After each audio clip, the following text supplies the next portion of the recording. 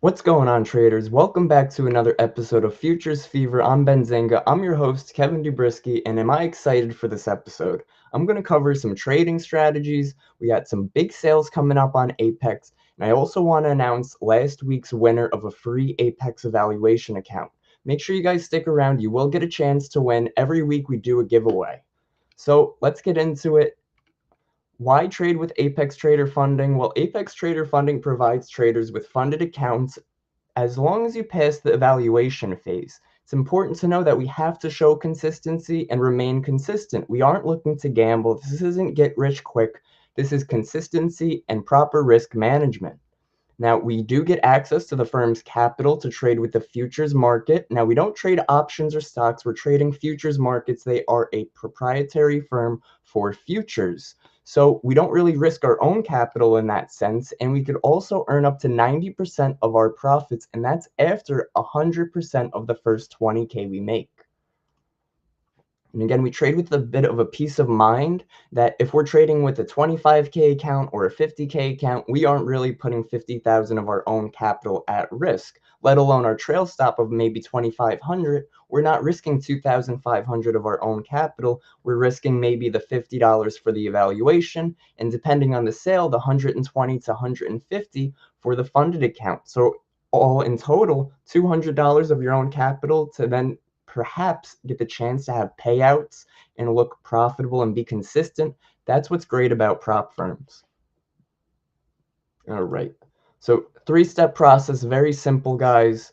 You complete the evaluation. Let's say you're on a 25K account and your profit target's 1,500, your trail stop is 1,500. Well, as soon as you trade and you close the day out above 26,500, which brings us above our starting point, then you are funded, right? They hit you with an email. They say, we need you to sign this, pay the fee, and now you are funded. Step two would be getting funded, right? You pay that out, they give you the funded account. Now they bring you back to your 25K account at the fresh, a brand new fresh account, but it says PA on it, right? Because it's your price action account. This is your funded account. And cash out, guys. You stay consistent, you show consistency, small risk, big reward. You're going to get your payouts. Guaranteed. Apex does not deny payouts if you earned them properly.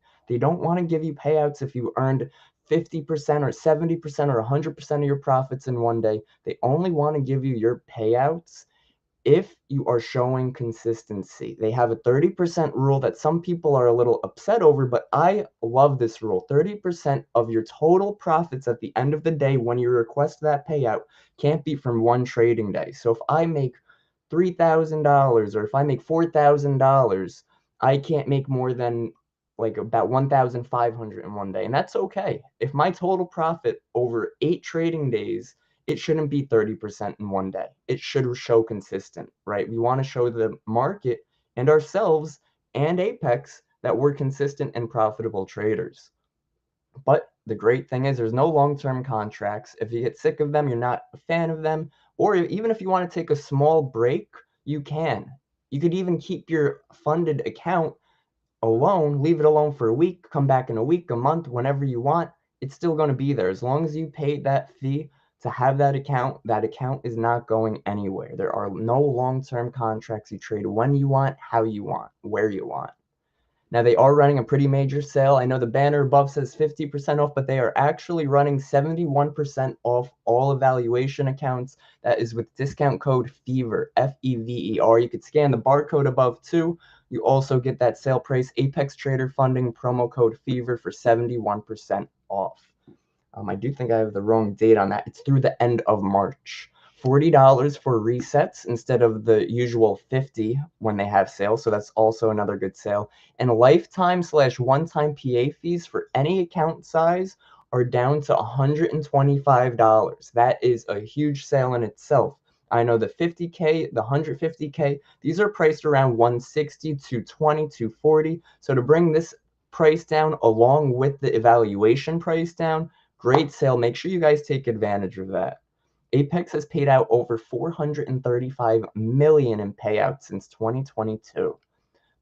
a little bit of an extra, a bonus on the sale, guys. So the 250K and the 300K accounts, these are their largest sizes, are their PA fees are only $85. And they're also going to be priced at the same price amount as the 50K, with the original price being 167. With the 71% off, you get $48. You get a 250 or 300K account and PA fee of only 85. Guys, that is the cheapest route you can go to then have this much capital to be able to trade with. Right now, you don't get access to full 250,000, quarter million, but you get access to that amount of contracts. And that's where Apex really does give us an advantage over other prop firms, is they don't have a scale in rule, right? We could trade however many contracts we want to trade based off of our account size. Guys, win a free evaluation. This is the fun part. We're going to post that in the comments below or above, wherever platform you're watching from, for a chance to win a free Apex evaluation account. Last week's winner was Jose. Congratulations, Jose. Guys, if you use Apex, make sure you drop a comment, hit that like button. Make sure you guys are sticking around, because we're going to cover a trading strategy that I was able to take some nice trades off of the past few days with the ES. So join us live every Wednesday at 11:30 a.m. for a chance to win. So if you don't win this week, that's all right. There's a chance you win next week too. So let's break down today's markets. So the first thing I want to look at is, right now we're looking at the ES. Now I don't want to give away what strategy we're looking at yet, but if you saw that, you probably know. But we see that the ES has been trying to push bullish lately. This was today, this morning's price action, whereas yesterday we had a nice strong sell-off. So we've been seeing some inconsistency. The day prior, we were bullish, we had our pullback, and then we remained bullish for the afternoon. And same situation the day before, right? We were strong. Meanwhile, if we were to zoom out and look at that daily time frame, hey, what's going on, Fairchild? Hello and welcome. Welcome, welcome. Let's check out that daily time frame. So guys, we see that once the sell-off started to pick up here around February 21st, this is Friday, we had a strong move to the downside, whereas the days prior, Monday, look at this was Monday, I'm sorry, this Tuesday, Wednesday, Thursday, very choppy price action leading up to a sell-off on Friday. Our volume picked up and our volume stayed strong for the remainder of this sell-off. Now at this point, we see that the volume looks like it's slowly starting to fade, while the market is also starting to consolidate. So at this point, I want to see if buyers want to find a good place to look for us to continue higher. Because even though we are down, if we use our measurement tool from our all-time highs, we hit lows of over negative 10%. Now that is a correction. When a market or a stock returns negative 10% off of its all-time highs, it's technically in a correction. So because of this, it is easier to remain bearish. However, we have to remember it's important to buy the dip in a way. We don't want to be jumping the gun, because if you start buying the dip, you're going to end up buying here, you're going to buy here, you're going to buy here. Right now, we have had some good consolidation. We've had some good basing out, I would like to call it. We could check the weekly time frame too. We see that we are starting to lose some momentum to the downside. If we get rid of our drawings for just a moment, we see that we are moving. We have strength. We had a strong candle on Monday. This is March 3rd's week. But last week, we slowly started to lose momentum. And I don't know if you guys remember this, but if you were trading on Friday of last week, and we could pull up Friday's price action, we ended up getting a reversal. Look, this is Friday's price action. So after we were consolidating and chopping lower all week, we ended up reversing back to these highs, which again ended up giving us another push higher Monday. Tuesday, we had our pullback, but it looks like today, Wednesday, we are trying to bring back to our sort of an equilibrium around this 57.15. So we're going to put our drawings back on, and we see right away there's a lot of supply, a lot of demand. Well, let's get rid of some old zones we might not need. Now, I always like to make sure I go through some fresh zones and fresh levels. Every morning, I want to do my pre-market prep, and it's super important, guys, because when you do a pre-market preparation for the market, you're not going to feel the antsiness or the FOMO to enter a trade. You're going to be more cool, calm, and collective, and you'll be more thoughtful with your trading. And that's what we have to do. We don't want to be trading emotional. We want to be trading thoughtfully. So let's take a look here. Now I do have, this was a 1 hour demand zone right here. I'm going to show you on the hourly time frame how I found that. So we had our basing candle here, we have our rally and our continuation. So that's what gives me an hourly demand zone. Now we broke it yesterday. Now the reason I wanted to keep it today is because a lot of times when we break these zones, the tops and bottoms of these zones work as a key level just for the next day or two, right? So for anybody trading an ICT concept, an order block turns into a breaker block.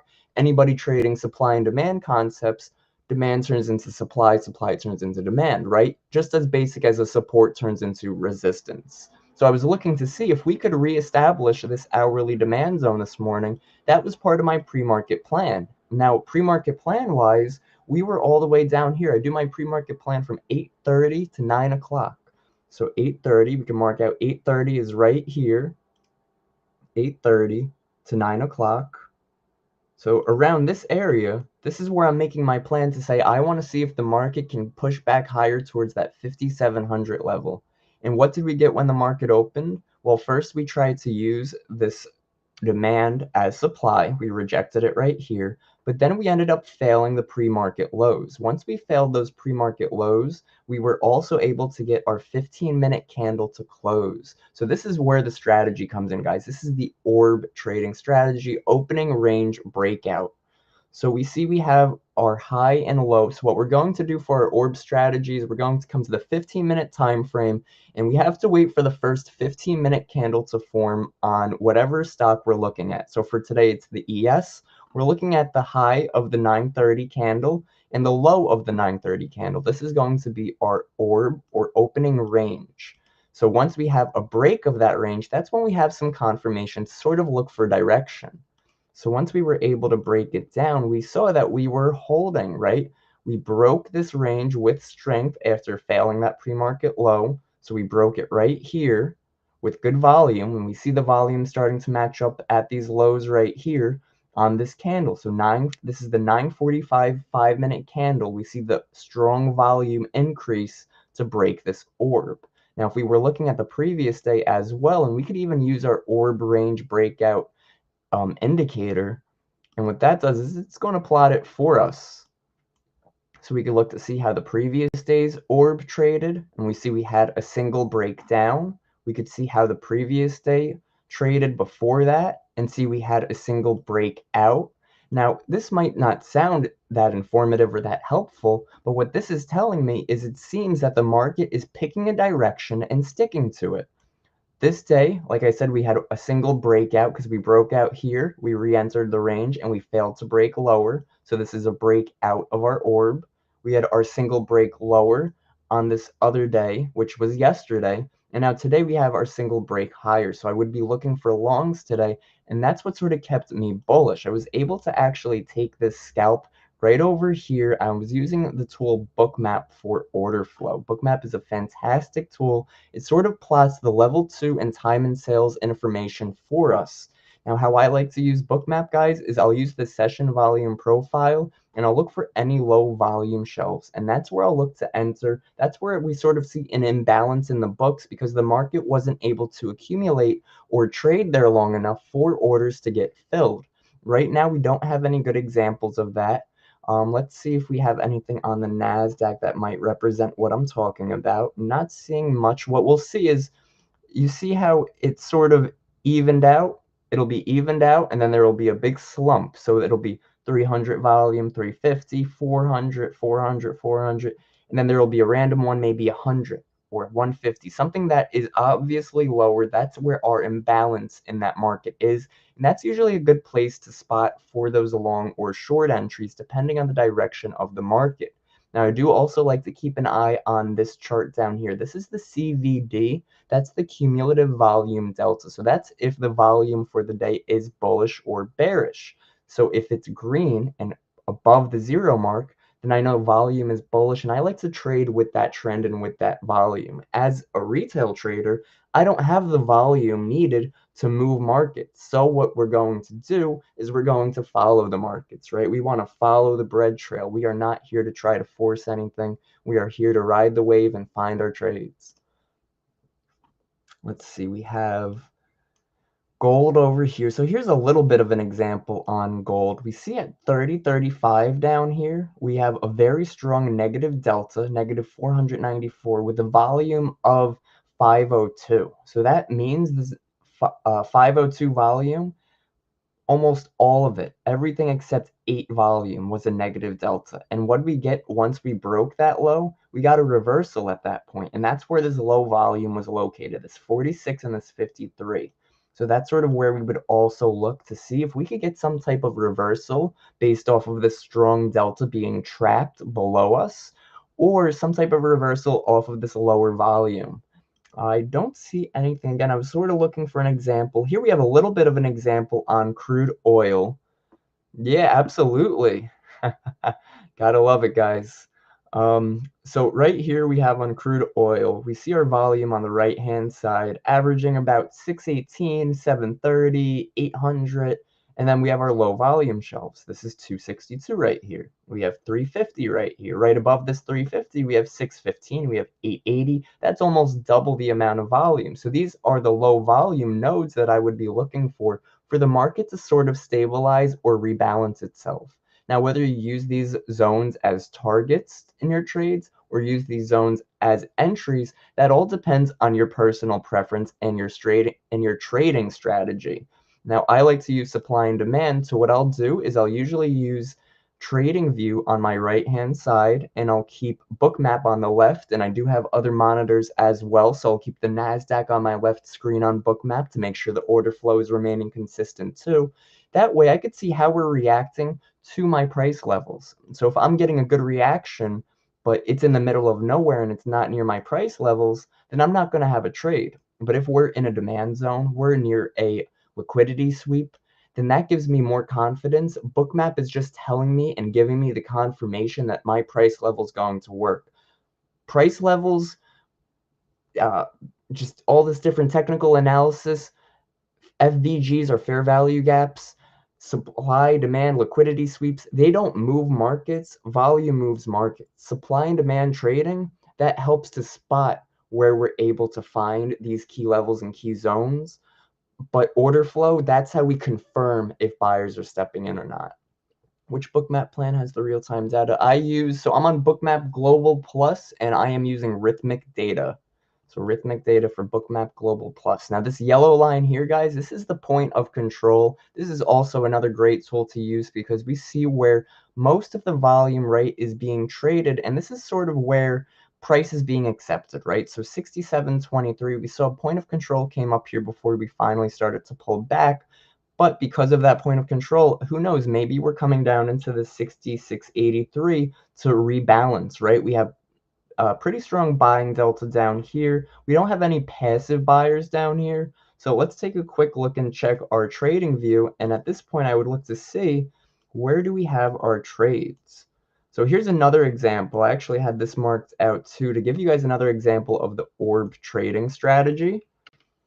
So what we're going to do is we have our orb. We're going to come to our 15-minute time frame.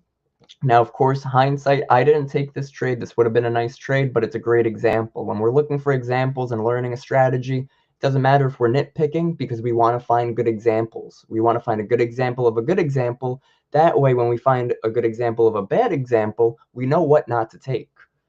So we have our 15-minute candle and we mark our orb high, our orb low, and we see that right away we do get our breakout. Now we could come to our 5-minute time frame and we see that we're squeezing on this 15-minute breakout, right? We see price is struggling to push higher, but it's trying to squeeze. So usually what happens at that point is we'll get some type of break and fake out, or we'll get the fake out and then our push higher. Now, what we do have in this range is we have a bit of a 5-minute demand or 5-minute order block. And that would be this candle right here. We always look for a red basing if we're looking for a bullish zone, right? Because this is the last point in which sellers had any type of control. So we would mark this from our open to our low because this is where people were selling, right? Now, at this point, these are green candles, so people were bringing us higher. And every time we tried breaking out of this orb, we would retest this and hold, right? So this would have given us a pretty good long entry if we were able to take that long off of that order block, stop loss at the low of it, and we would be able to target new high of day. Now, because this was a good runner, that would have been a pretty good trade to take and leave another trade or two to run. What we do see, however, is we see that volume picked up on the initial breakout of this orb right here. We retested one last time, we had a strong volume break, and then we were able to retest one last time. Now we also have a optimal trade entry. That's an OTE. I'll cover it real quick today, guys. That's a Fibonacci trade style. And what we would do and how we would find it is we would first throw up our replay tool, and we would wait till we get some type of pullback after breaking a pivot high. So this would be our pivot high right here. And we see that that was a major key level yesterday. So we see that we were able to take out this pivot high and start to pull back. So once we start to pull back, we're able to mark out from our recent pivot low, and that would be this low of our orb, not this low over here, not this low over here, whatever our most recent major pivot is, and that would be this one at 66.51. So we would mark it from the low to the high, and how I have it set up is the 0 point is going to be at the high, and the 100 point is at the lows. Now my settings on the fibs, I don't even have the 0 and 100 shown. All I have is the 0.50, the 0.618, and the 0.786, because I want to know where the 50% is, and my optimal trade entry is between that 61 to 78%. So what we get on our next candle is we got a retest into our order block, and it also retested our 61% as well on our fib tool. So this was overall a very good high probability trade. Didn't even review bookmap on this trade yet, but I'm sure that it would also cover and show the confirmation that buyers were stepping in at this point. It was a great trading strategy. It's always important, no matter what strategy we use, to coincide some type of volume analysis with it. Now, if we take a look at gold this morning, gold was looking bullish. Now, my pre-market plan this morning was to look for a break above this 30.48 to 30.49 zone, and I wanted a strong break with low volume, because what I wanted to see was low volume here. So once we're above it, I could look to retest and take my long position. Now, I didn't get that trade, which means I didn't take a loss on this trade. When I come up with a trade plan like this, where I need the market to do A, B, and C first, that keeps me out of any potential losses. I'm not trying to go long into supply. I'm waiting for confirmation. I want to know what's going on. Now, hindsight being 2020, we could have taken this short at supply, recognizing that there was strong bearish momentum, right? We see that bears were stepping in, buyers were losing momentum, and a lot of times when buyers take the L or end up failing, they end up pushing lower. I like to trade stuff with so much volume. I don't really need to worry. Well, me too. Listen, ES, gold, the S&P 500, the NASDAQ, they do have so much volume. But when I say low volume shelf, I mean off of the hundreds, off of the thousands, right? If we're looking at low volume here, look at the low volume here on the NASDAQ. We're looking at the 70s, the 80s, the 90s right now. Whereas earlier this morning, we had higher volume because we had the New York market open, which also lines up with the London close at 11 a.m. Eastern. So when price consolidates down here, we end up getting our point of control down there. Let me make sure I have my point of control on. Show VWAP and point of control. So we have our point of controls way down here, and I could have told you that it's going to be down there, and you saw that I brought us to down here first because look at all of the heavier volume. Now this is the NASDAQ. The NASDAQ has way more than enough volume to fill your trades. It's got a good spread to it, but using volume analysis helps us find those imbalances versus using some type of technical analysis like a fair value gap or a order block or a liquidity sweep. You could use those. Those are okay. That helps us to map out our charts, but line it up with the book map, line it up with even TradingView has great volume profile charts as well. So let's take a look at a volume profile tool that TradingView has. And if you guys have any questions, please let me know. So let's take a quick look. We are going to come to our projection, and we're going to do our, where is it? Anchored volume profile, fixed ranged volume profile, and anchored VWAP. So these are all pretty cool tools we could use. So let's do anchored volume profile. This is gold now, and we'll put it right here. So now it's going to show me the volume profile on gold from here forward. So this is pretty clean. Yep, I don't know, trust level 2. Yeah, level 2 is a good one. Level 2 will definitely trick you out, and that's sort of where bookmap comes in play because it shows us the level 2 and time and sales on the chart. So any orders that did execute, we're going to see a buy bubble or a sell bubble form. Any passive buyers or sellers, I'll bring us back to ES, we see those as strong levels, heavy levels, right? Right now, if we zoomed into ES, we'll probably see a bunch of yellow zones coming and going. Now, these aren't the zones we're interested in. The zones we're interested in when using a tool like Bookmap are the price levels that have been here for a long time. These are the passive sellers that we do see on level 2, but when we use level 2, it doesn't tell us exactly how long that seller or buyer has been sitting there. So when we use Bookmap, we're able to retrace the chart and see, is this a long-term seller? Has this person been waiting to sell his position here, or what's going on? Why doesn't a stop loss work on options if you set it just before the market closed for the next day? That's a great question. So a stop loss isn't going to work on options, guys, because if it's overnight and let's say your stock jumps or drops in the opposite direction, you can't stop out your options because the New York session hasn't opened yet, right? You can't sell options when the New York session is closed. Therefore, they're going to be impacted when the market opens the next day. So if you're looking to swing trade options, make sure you know how much you're risking because there is a good chance it could gap or go against you. So again, pretty cool tool here on Bookmap. If you don't need here on TradingView. And TradingView you can get is a free tool. I do have the premium version. Got to use a premium version if you want to have multiple charts up. If you guys have any questions, please let me know. The orb trading strategy, along with a volume analysis tool, just knowing our basics of supply and demand. This is sort of what we need to find our consistency. That, along with proper risk management. Guys, don't forget, fill out the form below for a chance to win a free Apex evaluation account. We do free giveaways every Wednesday, 11:30. Make sure you guys join next week too. Do appreciate you all for tuning in. You guys can check me out on Instagram as kevin.futures. Do appreciate you all. Let's take a look at gold one more time. Now, gold, we see on our volume profile over here, we have the most volume traded at this 30.36 level, and that was a key level I already had marked out. So again, sort of lining up my volume analysis with my actual technical analysis to confirm or deny if my price level is going to hold. If I had a price level that was sitting, let's say this was right, is that locked maybe? Oh, that's part of the, oh, that's cool. Okay, cool. That is part of the tool. So this tells me where the point of control is. And we see that that point of control is at the bottom of our range. So we wouldn't want to go short up here. We'd want to target down here.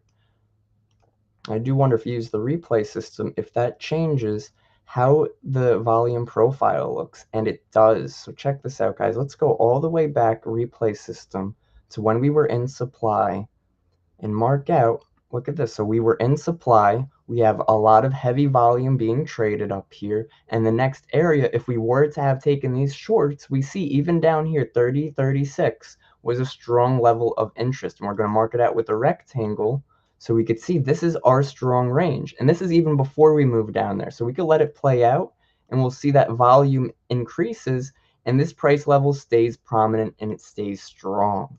So definitely very interesting stuff. Love to see it. Great tools. Guys, smash that like button. I do appreciate you all for tuning in. Make sure you fill out the form in the comments. Take care. Happy trading, and I'll see you guys next week.